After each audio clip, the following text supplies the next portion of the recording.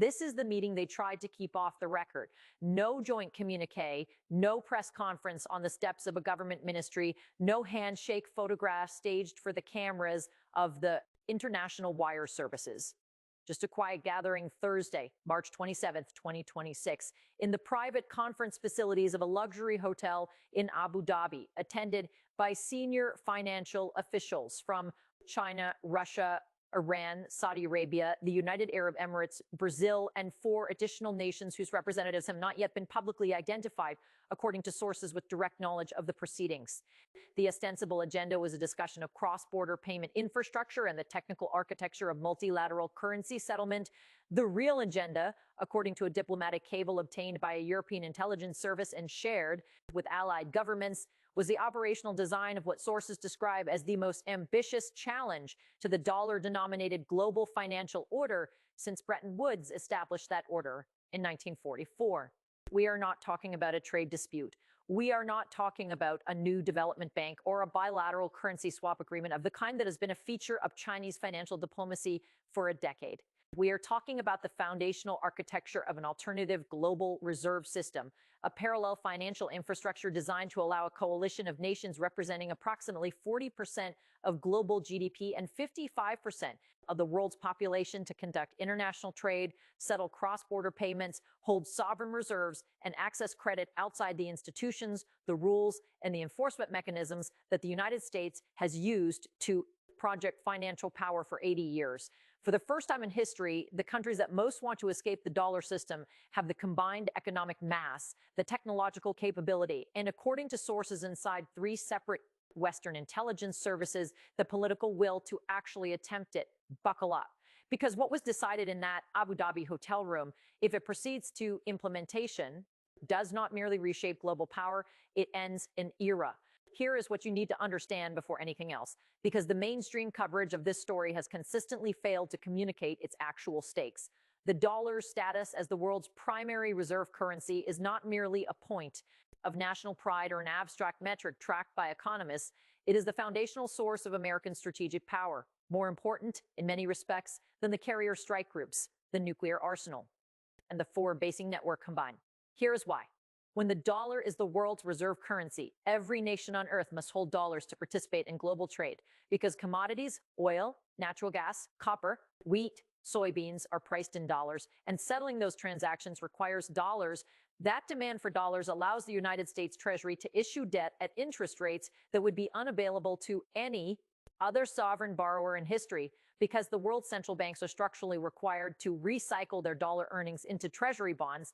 It allows the United States to run persistent trade deficits without the currency depreciation that would discipline any other economy. It gives Washington the ability to impose financial sanctions that are genuinely crippling, as demonstrated against Russia in 2022 and Iran for the past 20 years, because exclusion from dollar-denominated financial infrastructure is exclusion from the global economy itself.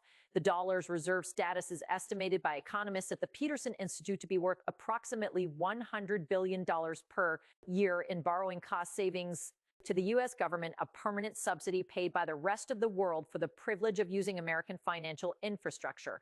That subsidy, that leverage, and that power are what the Abu Dhabi meeting was designed to dismantle. To understand why this particular moment, April 2026, is the moment when the coalition appears to have achieved something previous efforts could not, you have to understand the 3 structural preconditions that have converged for the first time. Precondition 1 is the Russia sanctions shock of 2022, when the United States and its allies froze $300 billion in Russian central bank reserves held in Western financial institutions following the invasion of Ukraine.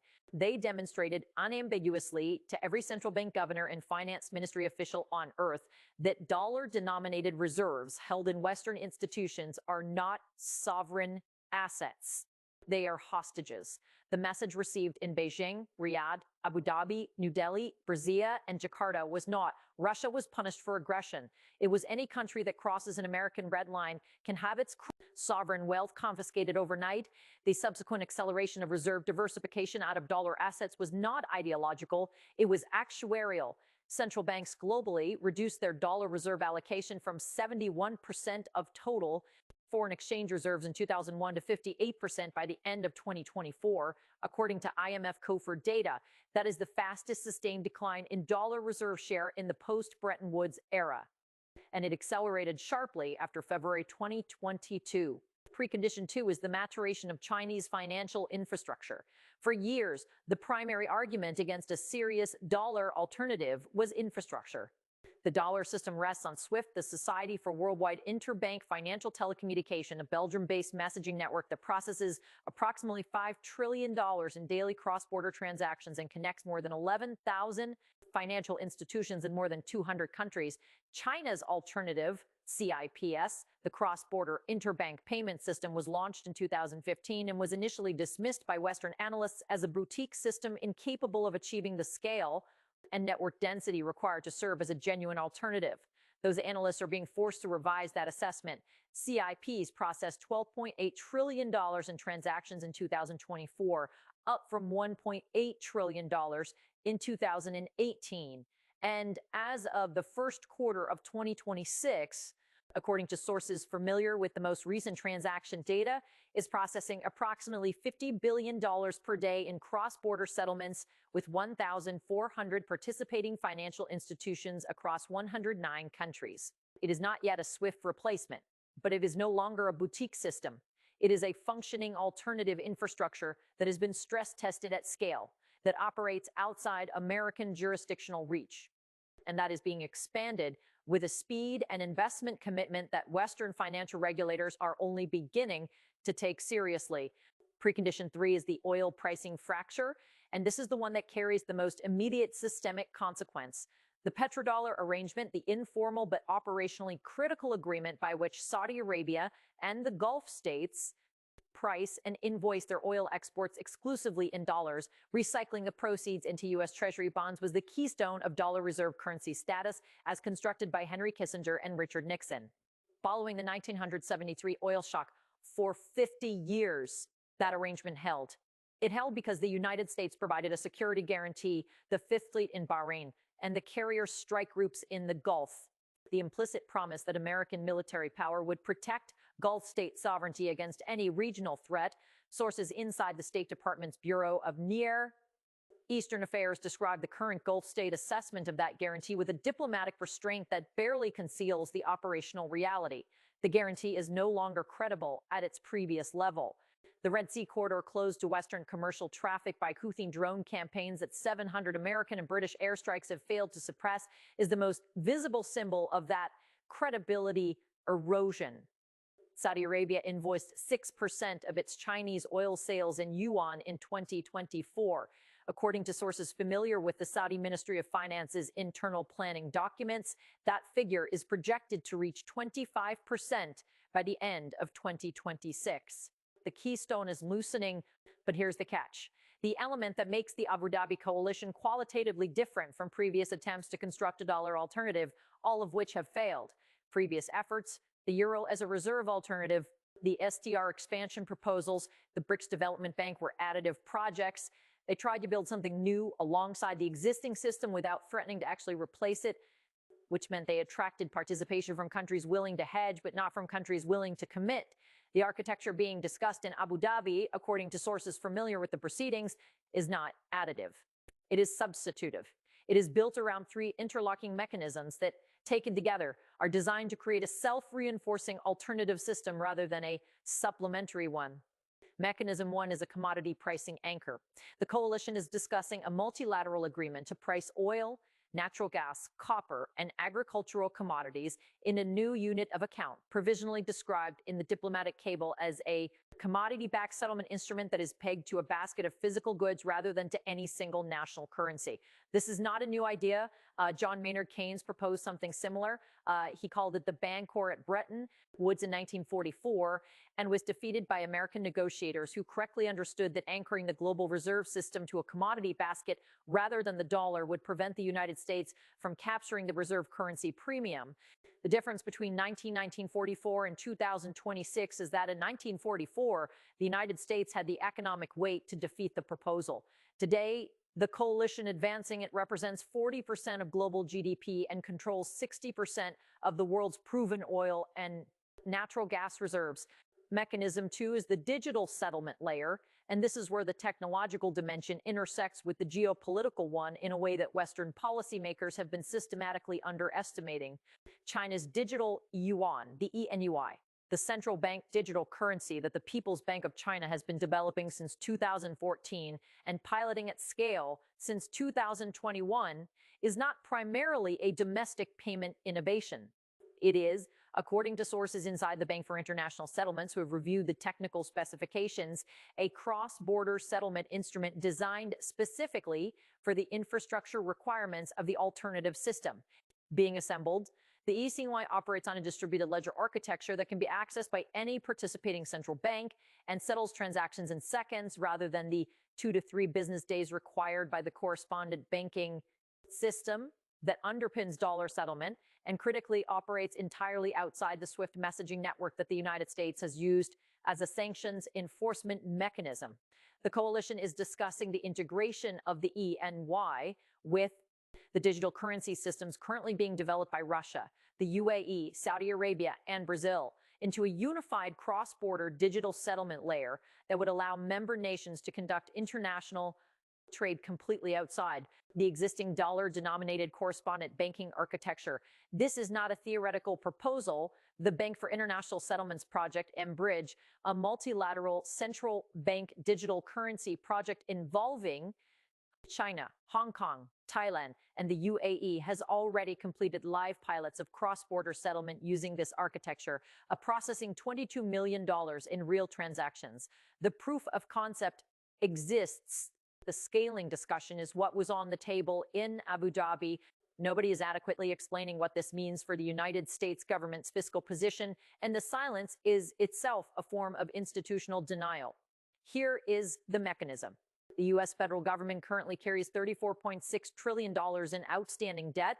It finances that debt by selling treasury bonds to investors globally at interest rates that are artificially suppressed by the structural demand from foreign central banks that must hold dollars as reserve assets. The foreign official sector currently holds approximately $3.8 trillion in U.S. Treasury securities. If the reserve diversification trend accelerates, minus the Abu Dhabi architecture succeeds in creating a credible alternative that allows central banks to reduce their dollar allocations from the current 58% toward the 40 to 45% that financial modeling suggests is the equilibrium level in a multi-reserve currency world, the structural demand for treasuries falls by an estimated $800 billion to $1.2 trillion. That demand reduction would force treasury yields minus the interest rate the U.S. government pays to borrow to rise by an estimated 100 to 150 basis points to attract replacement buyers from the private sector. On a $34.6 trillion debt base, and 100 basis points is $346 billion per year in additional interest expense. That is more than the entire annual defense budget of every NATO ally combined. It is not a rounding error. It is a fiscal transformation that would force a restructuring of American government spending so severe that it would make every budget debate of the past 20 years look like a discussion about lunch money.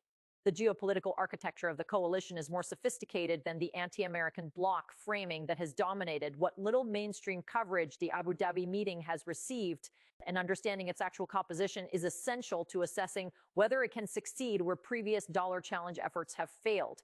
The coalition is not composed exclusively of American adversaries. That is the critical distinction. Russia and Iran are present, certainly, and their motivations are straightforwardly adversarial. They are subject to American sanctions and have existential interest in a system that neutralizes that instrument. But Saudi Arabia and the UAE are present as well, nations that maintain defense partnerships with the United States, that have American military installations on their soil, and that are participating in the Abu Dhabi architecture, not out of hostility to Washington, but out of a rational assessment that financial multipolarity serves their sovereign interests better than continued dollar dependence. Brazil's participation represents the broader global South calculation. A middle-income nation with no adversarial relationship with the United States, but with a $500 billion annual trade relationship with China, and a finance ministry that has concluded based on the Russia reserves precedent that holding the majority of its foreign exchange reserves in an asset that can be unilaterally frozen by a foreign government is a sovereign risk that no prudent treasurer should accept. When the coalition includes both American adversaries and American partners, it is no longer a sanctions resistance project. It is a systemic reorganization. And systemic reorganizations, once they achieve sufficient momentum, become self-fulfilling. Every additional nation that joins increases the viability of the alternative system, which reduces the cost of joining for the next nation in a network effect that historically has proven very difficult to reverse. The worst-case scenario, the one that sources inside the Treasury's Office of International Affairs and the Federal Reserve Board of Governors describe in terms that reflect genuine alarm rather than bureaucratic caution, is the tipping point dynamic. Financial systems, like most network-based infrastructures, exhibit nonlinear transition dynamics. They remain stable under incremental stress and then tip suddenly. Once a threshold of participation is crossed into a new equilibrium, the Bretton Woods system, the predecessor dollar architecture, exhibited exactly this dynamic in its collapse. It was under strain for years, absorbed successive shocks without breaking, and then collapsed over a single weekend in August 1971 when Nixon closed the gold window. The current dollar system is not facing an imminent August 1971 moment, but the Abu Dhabi architecture, if implemented at the scale being discussed, could create the conditions for one within 5 to 7 years, and the specific trigger scenario modeled by Treasury economists, according to sources familiar with the analysis, is a coordinated announcement by Saudi Arabia, the UAE, and 3 additional Gulf states that they are transitioning 50% of their sovereign wealth fund allocations, currently representing approximately $4.2 trillion in assets, from dollar-denominated instruments to the new commodity-backed settlement instrument. That announcement, if credible, would trigger a global portfolio rebalancing by central banks, sovereign wealth funds, and private institutional investors that the Federal Reserve's balance sheet at its current scale could not fully offset. The Treasury yields spike, the dollar falls sharply. Import prices in the United States rise immediately. The Fed faces the impossible choice between defending the currency and defending the economy. That is the scenario. It does not require a war, a financial crash, or a geopolitical rupture. It requires only a credible commitment from a sufficient number of sufficiently large actors, and the Abu Dhabi meeting was, according to every source with knowledge of its proceedings, precisely that commitment being made. The historical parallel that demands acknowledgement, the one that the participants in the Abu Dhabi meeting are certainly aware of, because it is the template they are consciously following, is sterling's loss of reserve currency status in the 1950s and 1960s. The pound sterling was the world's primary reserve currency from the mid-19th century to the Second World War. Its displacement by the dollar was not a sudden military or financial event.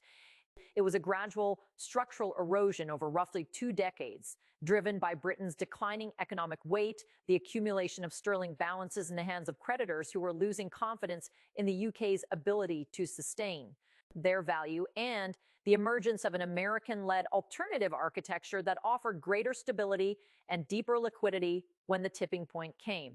When the Bretton Woods Conference established the dollar as the reserve anchor in Shrug 1944, the transition appeared sudden only in retrospect.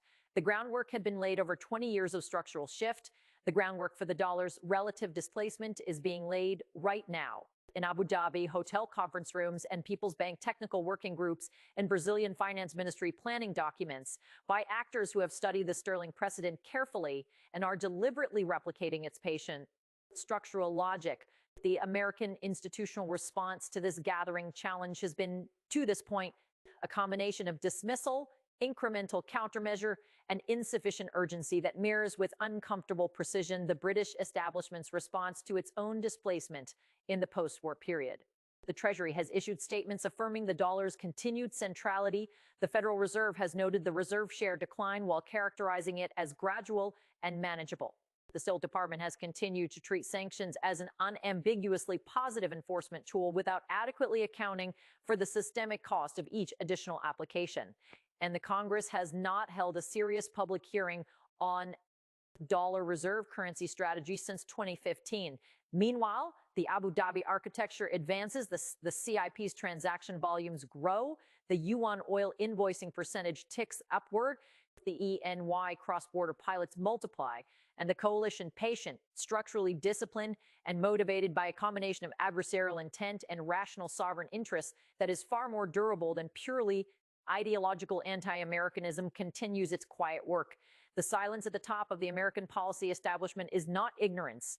It is the institutional difficulty of responding to a threat that does not announce itself with a weapons test or a territorial violation, but with a payment infrastructure upgrade and a shift in invoice currency on an oil tanker manifest. Watch the IMF COFR data, the currency composition of official foreign exchange reserves report published quarterly, which is the most reliable public signal of whether the reserve diversification trend is accelerating. Watch the Shanghai International Energy Exchange yuan-denominated oil futures contract volumes published monthly, which will show in real terms whether the Gulf state oil invoicing shift is moving from discussion to implementation. Watch the BIS Project Enbridge progress reports, which will tell you whether the multilateral central bank digital currency architecture has achieved the scaling milestones required to function as a genuine SWIFT alternative at commercially significant volumes. Watch for any public statement from a Gulf state sovereign wealth fund announcing a reduction in U.S. Treasury holdings, even a small one, because in the context of the Abu Dhabi architecture, a small announced reduction carries a signaling value far larger than its nominal financial size. And watch for the next application of American financial sanctions against a significant economy, because each additional application of the sanctions instrument against a large economy increases the coalition's recruitment case more effectively than any Chinese diplomatic initiative could. The silent alliance is forming in the spaces between official statements, in the transaction logs of systems most Americans have never heard of, and in the sovereign calculations of finance ministries from Riyadh to Brasilia. It is not yet irreversible. The dollar system has deep structural advantages: liquidity, legal infrastructure, network density that will not be displaced quickly or easily. But the direction of travel is set. The architecture is under construction, and the world that emerges from that construction will distribute power and extract its price for the use of that power very differently than the world the Bretton Woods generation built. Subscribe, because the decisions being made in quiet rooms right now will determine the financial conditions of your retirement, your government's borrowing costs, and the limits of American strategic power for the next 50 years. And almost none of it will be announced until it is already done.